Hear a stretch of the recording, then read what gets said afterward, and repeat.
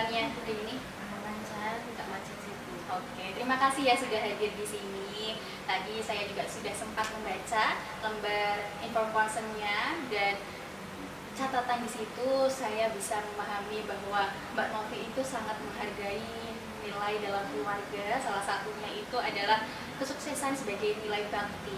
Tapi saya juga merasakan bahwa hal itu juga menjadi tuntutan bagi Mbak Novi. Apakah itu benar? Iya sih Bu. Saya merasa harus bisa berhasil.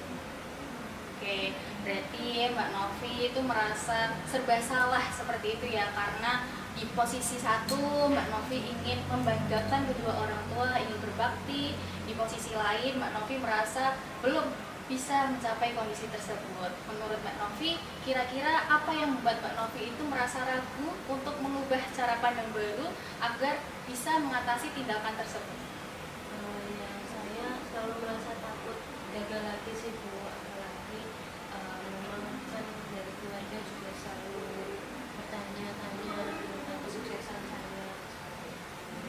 Oke, berarti Mbak Novi tadi menyatakan bahwa merasa gagal, merasa tidak mampu, hingga akhirnya Mbak Novi menghindar dari seperti itu. Kapan sih kira-kira situasi-situasi apa yang menjadikan Mbak Novi itu merasa hal itu sangat berat bagi Mbak Novi?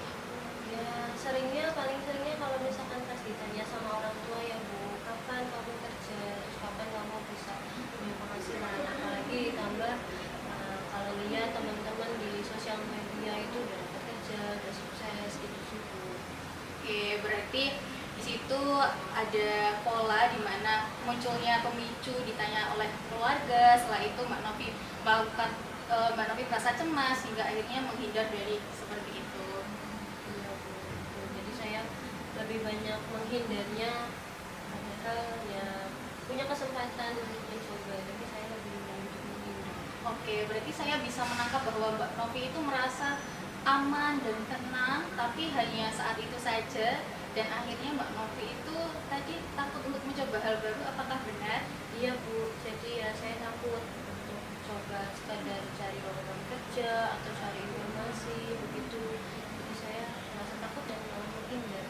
Oke, berarti menurut Mbak Novi ini, apa sih arti kesuksesan atau anak yang berbakti dalam pandangan keluarga Mbak Novi itu bagaimana? Kalau menurut saya sih sukses itu, apalagi anak yang berbakti itu yang sudah bisa mandiri secara finansial ya Bu. Apalagi kalau bisa lebih dari itu terus membanggakan orang tua, menurut saya itu udah sukses sih Bu. Oke, saya lihat bahwa Mbak Novi ini terlalu membebani diri bahwa harus berhasil. Apakah rasa keharusan untuk berhasil itu sudah ada sejak lama?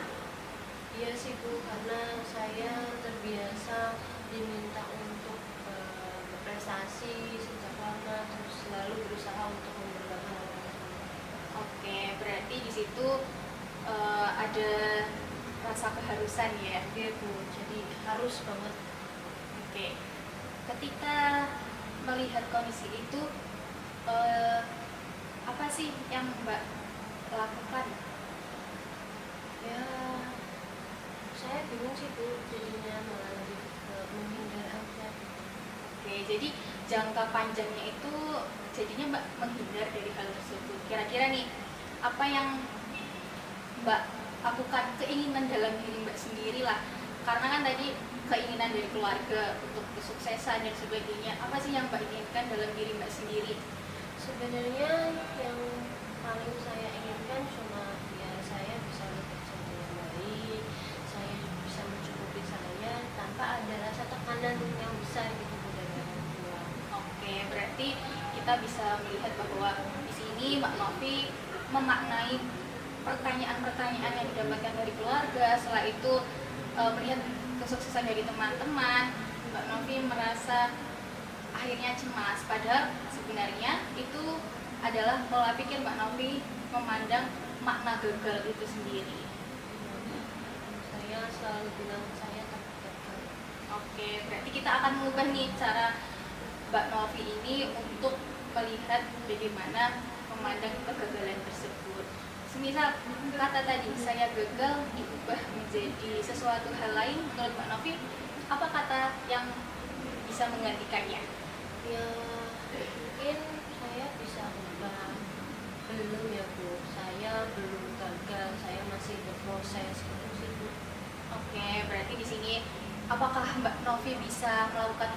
dalam keseharian dalam seminggu ke depan?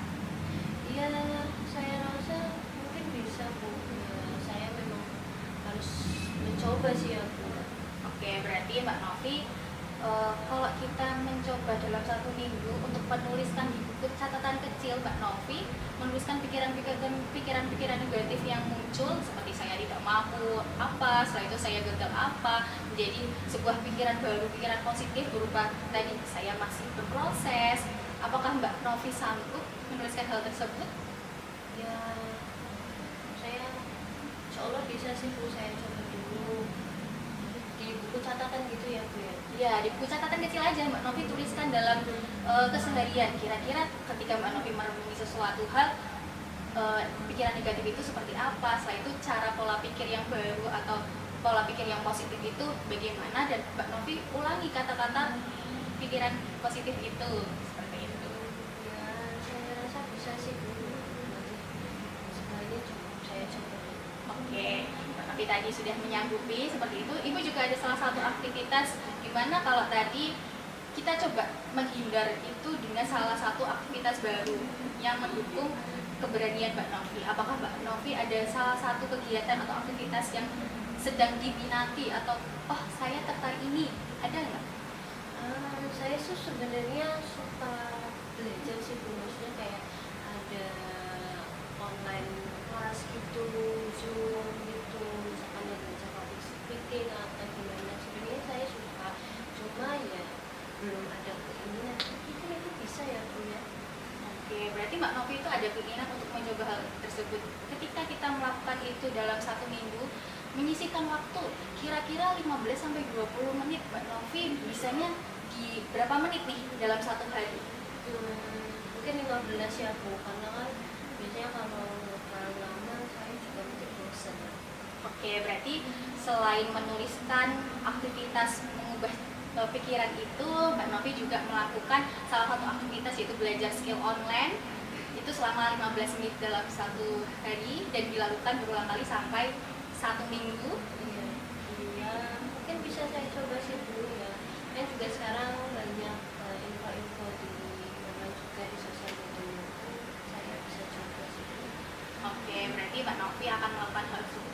Semisal kita mengandaikan ketika satu minggu itu sudah berlalu, Mbak Novi merasa apa yang berbeda dalam diri Mbak Novi? Mungkin yang pertama kan tadi ya, saya berusaha untuk menulis kalimat yang lebih positif ya Bu ya. Yang mungkin biasanya saya selalu bilang saya takut gagal dan sebagainya, terus Ibu arahkan untuk bisa dirubah untuk apa belum gitu ya. Saya rasa mungkin itu bisa jadi penguat bagi saya, maksudnya ya sebagai manusia ya saya bisa belajar lah gitu, nggak selamanya selalu gagal. Terus kalau yang online kelas itu ya pasti saya dapat ilmu baru sih Bu.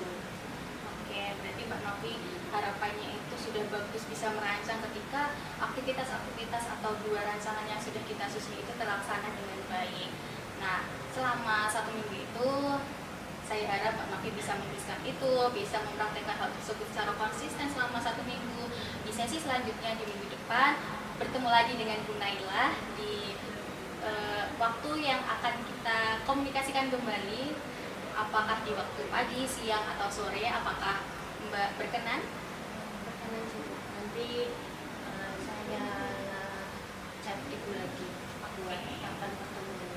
Oke, terima kasih ya Mbak Novi sudah hadir dalam sesi kali ini.